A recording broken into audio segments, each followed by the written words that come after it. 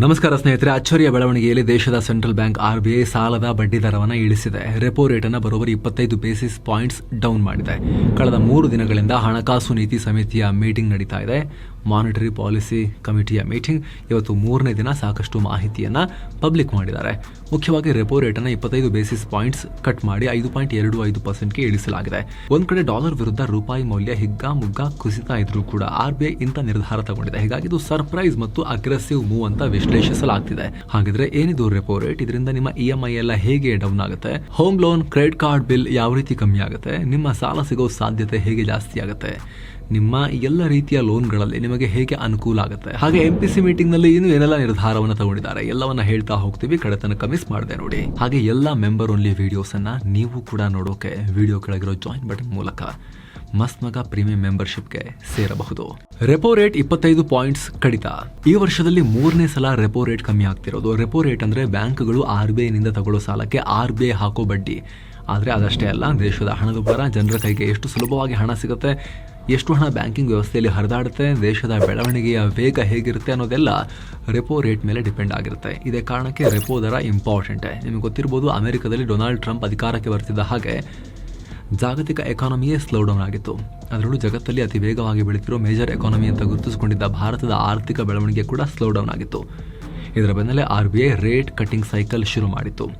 ಕಳೆದ ಫೆಬ್ರವರಿಯಲ್ಲಿ ರೆಪೋ ದರದಲ್ಲಿ 25 ಬೇಸಿಸ್ ಪಾಯಿಂಟ್ ಕಟ್ ಮಾಡಿ 6.50 ನಿಂದ 6.25ಗೆ ಇಳಿಸಿತ್ತು. ನಂತರ ಮತ್ತೆ ಏಪ್ರಿಲ್ನಲ್ಲಿ 25 ಬೇಸಿಸ್ ಪಾಯಿಂಟ್ ಕಟ್ ಮಾಡಿ 6ಗೆ ತಂದಿತ್ತು. ನಂತರ ಜೂನ್ನಲ್ಲಿ 50 ಬೇಸಿಸ್ ಪಾಯಿಂಟ್ಸ್ ಕಟ್ ಮಾಡಿ 5.5%ಗೆ ಇಳಿಸಿತ್ತು. ಆದರೆ ಆನಂತರ 2 MPC ಮೀಟಿಂಗ್ಗಳಲ್ಲಿ ಯಾವುದೇ ಬದಲಾವಣೆ ಮಾಡಿರಲಿಲ್ಲ. ಆದರೆ ಈಗ ಮತ್ತೆ ಒಂದೇ ಸಲ 25 ಬೇಸಿಸ್ ಪಾಯಿಂಟ್ಸ್ ಕಟ್ ಮಾಡಿ ರೆಪೋ ದರವನ್ನು 5.25%ಗೆ ಇಳಿಸಿದ್ದಾರೆ. RBI ಗವರ್ನರ್ ಸಂಜಯ್ ಮಲ್ಹೋತ್ರಾ ಈಗಿಂದೀಗಲೇ ಜಾರಿಯಾಗುವಂತೆ ರೆಪೋ ದರವನ್ನು ಕಟ್ ಮಾಡಿದ್ದೀವಿ ಅಂತ ಘೋಷಿಸಿದ್ದಾರೆ. ದೊಡ್ಡ ಪ್ರಮಾಣದಲ್ಲಿ ರೆಪೋ ರೇಟ್ ಡೌನ್ ಆಗ್ತಾ ಹೋಗಿರೋದ್ರಿಂದ ಕಳೆದ ಒಂದು ವರ್ಷದಲ್ಲಿ ಬ್ಯಾಂಕ್ಗಳು RBIಗೆ ಕಟ್ಟೋ ಬಡ್ಡಿ ಕಮ್ಮಿ ಆಗುತ್ತೆ. ಹಾಗಾಗಿ ಅದೇ ಬ್ಯಾಂಕ್ಗಳು ಗ್ರಾಹಕರಿಗೆ ಕಮ್ಮಿ ಬಡ್ಡಿಯಲ್ಲಿ ಸಾಲ ಕೊಡೋಕೆ ಸಾಧ್ಯ ಆಗುತ್ತೆ. Home loan, car loan, business loan ಎಲ್ಲ ಲೋನ್ಗಳು ಕಮ್ಮಿ ಬಡ್ಡಿ ಸಿಗ್ತವೆ. ಅದರಲ್ಲೂ ಹೋಮ್ ಲೋನ್ ನಲ್ಲಿ ಫ್ಲೋಟಿಂಗ್ ಇಂಟ್ರೆಸ್ಟ್ ರೇಟ್ ಆಯ್ಕೆ ಮಾಡಿಕೊಂಡವರಿಗಂತೂ ಬಹಳ ಉಳಿತಾಯ ಆಗುತ್ತೆ. ಸಡನ್ ಇಂಟ್ರೆಸ್ಟ್ ಕಮ್ಮಿ ಆಗುತ್ತೆ. ಅಲ್ಲದೆ ಆರ್ಥಿಕತೆ ಮೇಲೆ ಪಾಸಿಟಿವ್ ಪರಿಣಾಮ ಕೂಡ ಉಂಟಾಗುತ್ತೆ. ಜನರ ಕೈಗೆ ಹೆಚ್ಚು ಹಣ ತಲುಪುತ್ತೆ. ಮಾರ್ಕೆಟ್ನಲ್ಲಿ ಹೆಚ್ಚು ಹಣ ಹರಿದಾಡುತ್ತೆ. ವಸ್ತುಗಳಿಗೆ ಡಿಮಾಂಡ್ ಜಾಸ್ತಿ ಆಗುತ್ತೆ, ಕನ್ಸಂಪ್ಷನ್ ಜಾಸ್ತಿ ಆಗುತ್ತೆ. ಡಿಮಾಂಡ್ ಜಾಸ್ತಿ ಆದರೆ ಉತ್ಪಾದನೆ ಜಾಸ್ತಿ ಆಗುತ್ತೆ. ಉತ್ಪಾದನೆ ಜಾಸ್ತಿ ಆದರೆ ಉದ್ಯೋಗ ಜಾಸ್ತಿ ಆಗುತ್ತೆ. ಇದೆಲ್ಲದರಿಂದ ಸರ್ಕಾರಕ್ಕೆ ಹೆಚ್ಚು ವರಮಾನ ಬರುತ್ತೆ. ವರಮಾನ ಜಾಸ್ತಿ ಆದರೆ ದೇಶದ ಆರ್ಥಿಕತೆನೂ ಮತ್ತಷ್ಟು ಬೂಮ್ ಆಗುತ್ತೆ. ಕೆಲವರು ಕೇಳ್ಬೋದು, ಪ್ರತಿ ಸಲ ಹೇಳ್ತೀರಿ EMI ಕಮ್ಮಿ ಆಗುತ್ತೆ, ನಮ್ದು ಕಮ್ಮಿನೇ ಆಗಿಲ್ವಲ್ಲ ಅಂತ. ಅಲ್ಲಿ ನಿಮ್ದು EMI ಕಟ್ ಆಗಿರೋದ್ರಲ್ಲಿ ಇಂಟ್ರೆಸ್ಟ್ ಪೋರ್ಷನ್ ಮತ್ತೆ ಇಂಟ್ರೆಸ್ಟ್ ಮತ್ತು ಅದರದ್ದು ಅಸಲು ಎರಡರದ್ದು ಬೇರೆ ಬೇರೆ ಪೋರ್ಷನ್ ಇರುತ್ತೆ. ನೀವು ಅದನ್ನು ಗಮನಿಸಬೇಕು. ನೀವು ಬಡ್ಡಿ ದರ ಕಮ್ಮಿ ಆದಾಗ ನಿಮ್ಗೆ EMI ಸೇಮ್ ಕಟ್ ಆಗ್ಬೋದು, ಆದರೆ ಅದರಲ್ಲಿ ಇಂಟ್ರೆಸ್ಟ್ ಪೋರ್ಷನ್ ಕಮ್ಮಿ ಇರುತ್ತೆ, ಅಸಲು ಜಾಸ್ತಿ ಇರುತ್ತೆ. ನಿಮ್ಮ ಲೋನ್ ಬೇಗ ಮುಗಿತಾ ಬರ್ತಾ ಇರುತ್ತೆ. ನೀವು ಬೇಕಾದರೆ ಬ್ಯಾಂಕಿಗೆ ಹೋಗ್ಬಿಟ್ಟು ಇಲ್ಲ ನನಗೆ EMIನ ಕಮ್ಮಿ ಮಾಡಿ ಅಂತಲೂ ಕೇಳ್ಕೊಳ್ಳೋಕೆ ಅವಕಾಶ ಇರುತ್ತೆ. ಕೆಲವು ಬ್ಯಾಂಕ್ಗಳು ಆ ರೀತಿನೂ ಅವಕಾಶ ಕೊಡ್ತವೆ. ಇಲ್ಲ ಅಂತ ಹಾಗೆ ಬಿಟ್ಟರು ಕೂಡ ಲಾಸ್ ಏನಿಲ್ಲ. EMI ಸೇಮೇ ಕಟ್ ಆದರೂ ಕೂಡ ನೀವು ಅಲ್ಲಿ ಸ್ಟೇಟ್ಮೆಂಟ್ ಚೆಕ್ ಮಾಡಬೇಕು. ಮುಂಚೆ ಇಂಟ್ರೆಸ್ಟ್ ಪೋರ್ಷನ್ ಎಷ್ಟಿತ್ತು, ಇವಾಗ ಇಂಟ್ರೆಸ್ಟ್ ಪೋರ್ಷನ್ ಎಷ್ಟಿದೆ ಅಂಥೇಳಿ. ಅಲ್ಲಿ ಅಸಲು ಜಾಸ್ತಿ ಆಗಿರುತ್ತೆ. ಬೇಗ ಸಾಲ ತೀರ್ತಾ ಇರುತ್ತೆ. ನಿಮ್ದು ಔಟ್ಸ್ಟ್ಯಾಂಡಿಂಗ್ ಬ್ಯಾಲೆನ್ಸ್ ಲೋನಲ್ಲಿ ಕಮ್ಮಿ ಆಗ್ತಾ ಬರ್ತಿರುತ್ತೆ ಬೇಗ. ರೂಪಾಯಿ ಆತಂಕದ ನಡುವೆಯೂ ಬಡ್ಡಿ ದರ ಕಡಿತ. ಬಲಿಷ್ಠ GDP ಗ್ರೋತ್ ಹಾಗೂ ದೇಶದಲ್ಲಿ ಕಡಿಮೆ ಹಣದುಬ್ಬರ ಇರೋದ್ರಿಂದ RBI ಈ ನಿರ್ಧಾರ ಮಾಡಿದೆ.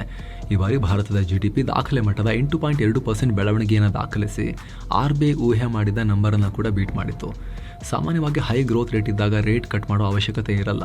ಜೊತೆಗೆ ರೂಪಾಯಿ ಸಾರ್ವಕಾಲಿಕ ಕುಸಿತ ಕಾಣ್ತಾ ಇದೆ. $1ಗೆ 90 ರೂಪಾಯಿ ಆಗ್ತಿದೆ. ಹೀಗೆ ಕರೆನ್ಸಿ ವೀಕ್ ಇದ್ದಾಗ ರೇಟ್ ಕಟ್ ಮಾಡಿದ್ರೆ ರೂಪಾಯಿ ಸಪ್ಲೈ ಇನ್ನೂ ಜಾಸ್ತಿ ಆಗಿ ಇನ್ನಷ್ಟು ವೀಕ್ ಆಗೋ ಚಾನ್ಸಸ್ ಇರುತ್ತೆ. ಯಾಕಂದರೆ ನಾವು ಹೆಚ್ಚು ಇಂಪೋರ್ಟ್ ಮಾಡ್ಕೊಳ್ಳೋದ್ರಿಂದ ತೈಲ, ಎಲೆಕ್ಟ್ರಾನಿಕ್ ಉಪಕರಣಗಳ ಬೆಲೆ ಜಾಸ್ತಿ ಆಗುತ್ತೆ. ಈ ಥರ ಇಂಪೋರ್ಟ್ ವಸ್ತುಗಳ ಬೆಲೆ ಜಾಸ್ತಿ ಆದಾಗ ಉಳಿದ ವಸ್ತುಗಳ ಬೆಲೆ ಕೂಡ ಜಾಸ್ತಿಯಾಗಿ ಇನ್ಫ್ಲೇಷನ್, ಹಣದುಬ್ಬರ ಆಗೋ ಅಪಾಯ ಭಾರತದಲ್ಲಿ ಇರುತ್ತೆ.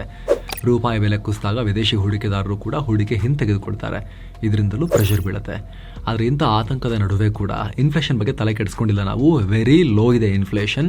1% ಕೂಡ ಇಲ್ಲ. ಅಕ್ಟೋಬರ್ನಲ್ಲಿ ಚಿಲ್ಲರೆ ರಿಟೇಲ್ ಇನ್ಫ್ಲೇಷನ್ 0.25% ಅಷ್ಟೇ ಇತ್ತು. ಹಾಗೆ ನಾವು ತಲೆ ಕೆಡಿಸ್ಕೊಳ್ಳಲ್ಲ ಅಂತ ಹೇಳಿ RBI ಮತ್ತೆ ರೇಟ್ ಕಟ್ ಮಾಡಿದೆ. RBI ಇದು 4ರಿಂದ 6% ಟಾಲರೆನ್ಸ್ ಬ್ಯಾಂಡ್ ಅಷ್ಟರೊಳಗಿದ್ರೂ ಕೂಡ ಓಕೆ ಅಂತ ಹೇಳ್ತಾರೆ ಅವರು. ಆದರೆ ನಮ್ಮದು ತುಂಬ ಲೋ ಇದೆಯಲ್ವಾ, ಹಾಗಾಗಿ ಓಕೆ ಅಂತ ಅನಿಸಿದೆ. ಜೊತೆಗೆ ಈ ಆರ್ಥಿಕ ವರ್ಷದಲ್ಲೂ ಕೂಡ ಹೆಡ್ಲೈನ್ ಇನ್ಫ್ಲೇಷನ್ ಅಬ್ಬಬ್ಬ ಅಂದರೆ 2% ಆಗ್ಬೋದು ಅಂತ RBI ಅಂದಾಜು ಮಾಡಿದೆ. ಹಾಗೆ ಕನ್ಸ್ಯೂಮರ್ ಪ್ರೈಸ್ ಇಂಡೆಕ್ಸ್ CPI ಹಣದುಬ್ಬರ ಸೂಚ್ಯಂಕವನ್ನು 2.6%ನಿಂದ 2%ಗೆ ಇಳಿಕೆ ಮಾಡಿದೆ. ಆಹಾರ ಪದಾರ್ಥಗಳ ಇಳಿಕೆ ಮತ್ತು GST ದರ ಕಡಿತದಿಂದಾಗಿ ದೇಶದಲ್ಲಿ ಹಣದುಬ್ಬರ ಕಮ್ಮಿಯಾಗಿದೆ. ಕೋರ್ ಇನ್ಫ್ಲೇಷನ್ ಕೂಡ ಹೆಚ್ಚು ಏರಿಕೆಯಾಗಿಲ್ಲ. ಮುಂದಿನ ದಿನಗಳಲ್ಲಿ ಕೋರ್ ಇನ್ಫ್ಲೇಷನ್ ಕಮ್ಮಿ ಇರುತ್ತೆ. 2026-27ರ H1 ಅಂದರೆ ಮೊದಲ ಫಸ್ಟ್ ಹಾಫ್ ಅದರಲ್ಲಿ ಮೂಲ ಹಣದುಬ್ಬರ 4%ಗಿಂತ ಕೆಳಗಿರುತ್ತೆ ಅಂತ ಹೇಳಿದೆ. ಇದೇ ಭರವಸೆಯಲ್ಲಿ ಬಡ್ಡಿ ದರ ಕಡಿತ ಮಾಡಿದೆ.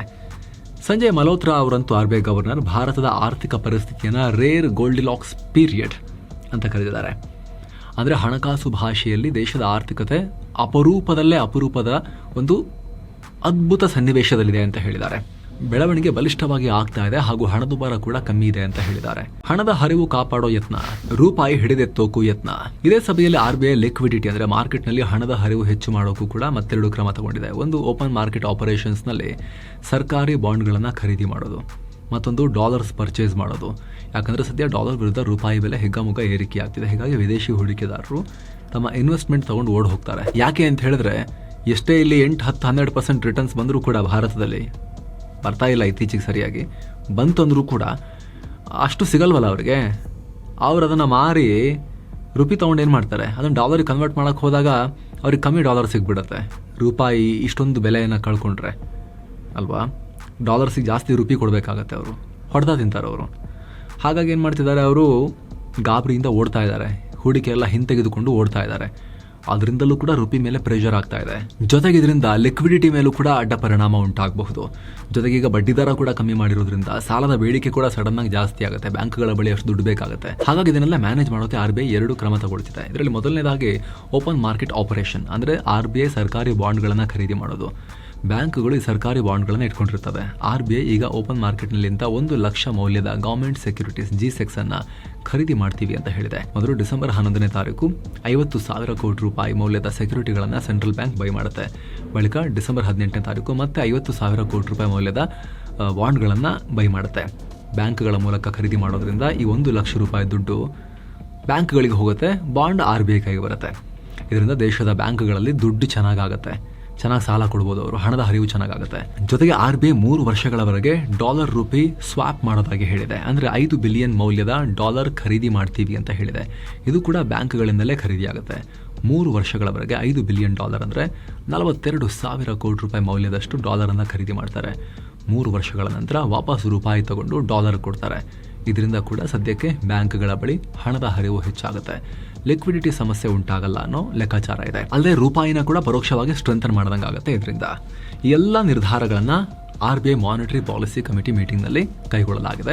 ಇದಕ್ಕೆ ಸಂಬಂಧಪಟ್ಟಂತೆ ನಿಮಗೆ ಮಾಹಿತಿ ಕೊಡುವಂಥ ಪ್ರಯತ್ನವನ್ನು ನಾವು ಮಾಡಿದ್ದೀವಿ ಸ್ನೇಹಿತರೆ. ಇಂತಹ ಮಾಹಿತಿಯನ್ನು ಸ್ನೇಹಿತರೆ ಜಾಸ್ತಿ ಜನ ಡಿಸ್ಕಸ್ ಮಾಡಲ್ಲ, ನಾವು ನಿಮಗೆ ತಲುಪಿಸುವಂಥ ಪ್ರಯತ್ನವನ್ನು ಮಾಡಿದ್ದೀವಿ. ಇದನ್ನು ಹೆಚ್ಚೆಚ್ಚು ಆಸಕ್ತಿ ಇರೋರಿಗೆ ಶೇರ್ ಮಾಡಿದ್ರೆ, ಹೆಚ್ಚಿನ ಜನ ನೋಡಿದ್ರೆ ನಮಗೂ ಕೂಡ ಇದನ್ನು ಯಾವಾಗಲೂ ನಿಮ್ಮ ಮುಂದೆ ತರೋಕೆ ಮೋಟಿವೇಶನ್ ನೀವು ಕೊಟ್ಟಂತಾಗುತ್ತೆ ನಮಗೆ. Thank you so much. ಮತ್ತೆ ಭೇಟಿ ಆಗ್ತಿರೋಣ. ಆಗಲೇ ಹೇಳಿದ ಮಸ್ತ್ಮಗ ಪ್ರೀಮಿಯಂ ಮೆಂಬರ್ಶಿಪ್ನಲ್ಲಿ ಆಸಕ್ತಿ ಇದ್ದರೆ ವಿಡಿಯೋ ಕೆಳಗಿರೋ ಜಾಯಿನ್ ಬಟನ್ ಮೂಲಕ ನೀವು ಸೇರಬಹುದು. ಎಲ್ಲ ಮೆಂಬರ್ ಓನ್ಲಿ ವೀಡಿಯೋಸನ್ನು ಆನಂತರ ನೀವು ನೋಡೋಕೆ ಶುರು ಮಾಡ್ಬೋದು. ನಮಸ್ತೆ ಸ್ನೇಹಿತರೆ.